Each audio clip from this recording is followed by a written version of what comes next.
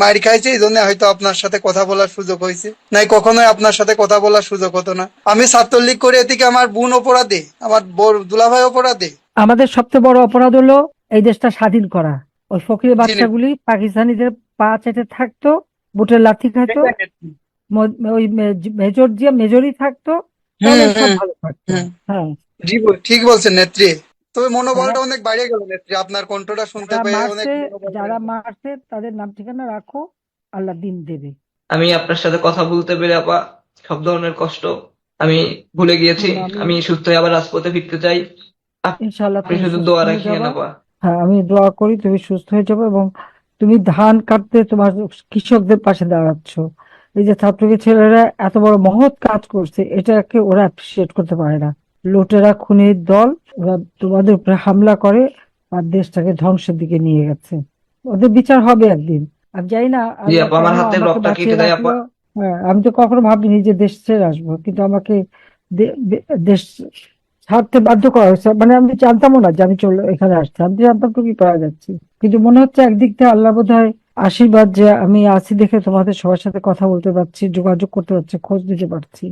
দেশে আমাদের তো মেরেই ফেলতো দুই বোনকে, অথবা জেলে থাকতাম, তখন তো আর কথা বলতে পারতাম না। তবে যে অবস্থা করলো দেশটাকে, সাজানো গোছানো দেশটাকে ধ্বংস করলো। আর ওরা মনে করছে যে আওয়ামী লীগ ছাত্রলীগ এদেরকে হত্যা করে ফেলে শেষ হয়ে যাবে। শেষ হবে না, চিন্তা করো না। আওয়ামী লীগ কারো, মানে আওয়ামী লীগ কারো দয়া হয়নি। আওয়ামী লীগ ধৈর্য ধরো, তুমি মনে জোর রাখো, চিকিৎসা চালিয়ে যাও। এদের দিন শেষ হবে, এত অত্যাচারী দিন থাকে না। ইউনূস গেছে 1.5 বছরে, এটাও যাবে, চিন্তা করো না। আর অত্যাচারীদের আল্লাহ তাআলা না বাড়তে জি দেয়, আপা, দোয়া রাখেন। বলে যে কত বাড়তে পারিস তোরা বাড়, তবে ঠিকই সময় মতো শিক্ষা দেয়।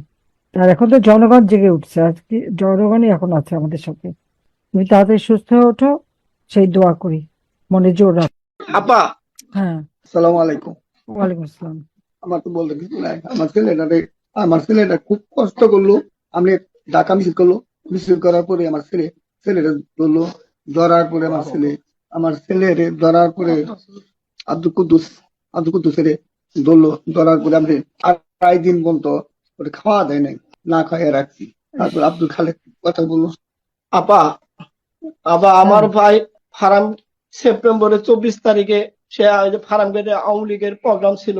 আওয়ামী লীগের প্রোগ্রামের মধ্যে এই যে সুদারু ইউনূসের এই জঙ্গি বাহিনীরা জামাত এনসিপিরা মিলে আমার ভাইকে মহব করে অনেক মারধর করেছে। আপনি মনে হয় মিডিয়াও এটা জানছে, মিডিয়াও দেখাইছে। আমার ভাই বারবার জামিন হ, আমার অ্যারেস্ট হয়ে যা।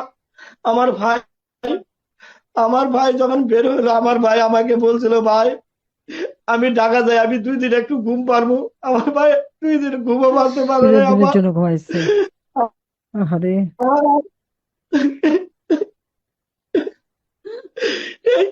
আ- আমার ভাইয়ের ছাত্রলীগ করার কারণে আমাকে আমার নামও মামলা দিয়েছিল, মামলা দিছে। এখন আমি রানিং 3টা মামলার আসামি।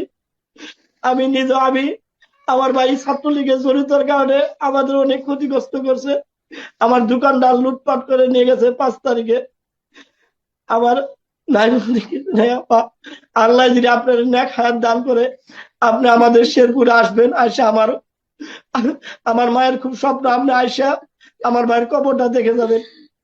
আমার অবশ্যই ভাই আমি আসবো, প্রথম জনম আপা ইনশাল্লাহ।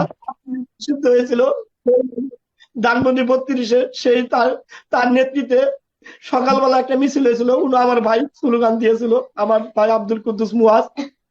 আবার আল্লাহ যদি আপনারা আবার এই দেশের দায়িত্ব দিবে, আপনি আমাকে, আমাদের একটা স্বপ্ন আমার ভাইয়ের নামে এই শেরপুরে একটা কিছু আপনি প্রতিষ্ঠিত মেডিকেল, আল্লাহ আপনার যেন এই শেরপুর আমার ভাইয়ের নামে একটা হাসপাতাল হয়। এর লাগে আমরা দোয়া করি, আরো দোয়া করি। কেবল এসে নামাজ পড়ে আসলাম, আল্লাহ যেন আপনার নেক হায়াত দান করে, এটা যেন আমরা দেখে যাওয়ার পাই। আপা, আপনি কাঁদেন না, আপনি কাঁদেন না, মন শক্ত করেন, মা বাবার পাশে দাঁড়ান। কি করে সান্ত্বনা দেবো? 3 ভাই আমিও হারাইছি, 2 ভাইয়ের বউ হারাইছি, বাপ মা হারাইছি। আমি আপনাদের কাছে এক সান্ত্বনা। আমি জানি হারাবার জি আপা। কষ্ট, কিন্তু যারা এইভাবে অত্যাচার করে নির্যাতন করে মারছে তাদের ক্ষমা নেই, তাদের বিচার হবে। চিন্তা করেন না। আবার দান আল্লাহ ওই জন্য, যারা বাড়িতে আল্লাহ ওই কোনোদিন জন্য ক্ষমা আমাকে করবে বাঁচিয়ে রেখেছে, ওই জন্য আমাকে বাঁচিয়ে রেখেছে। না, ইনশাল্লাহ। এই ধানমন্ডি 32 যারা বাড়িতে আপা, এগুলো এগুলো কোনোদিনও ক্ষমা করবেন না। প্রত্যেকটা এই সুদারের এই বাংলাদেশটা এই সোনার বাংলাদেশটারে আপনি যেভাবে সাজাইছিলেন, এই দেশটারে তারা ধ্বংস করে দিয়ে গেল আপা, একেবারে শেষ করে দিচ্ছে, শেষ একবার করে শেষ দিয়ে করে গেছে দিচ্ছে। আপা। সব তো শোনা জি নেই আপা, আজকে। একবার আপা, আল্লাহ দিন আপনার রাত আল্লাহ যেন আপনার দিন নেক রাত হায়াত পরিশ্রম দান করছি, করেন। আল্লাহ যেন কোনদিন এগুলোর দুপুরে বিচার ভাতও খাইতে পারিনি। এরা যেই না যে অত্যাচারটা করতেছে আপা, আপা আমরা এখনো বাসায় থাকতে পারি না। না, এখন আস্তে আস্তে ফিরবেন, সাহস করে যাবেন। আর কি করবে আর, সে দরকার হলে সেনাপ্রধানকে ফোন দিবেন যে তুমি থাকতে, শেরপুরের লোক থাকতে আমার ভাই মরলো কেন।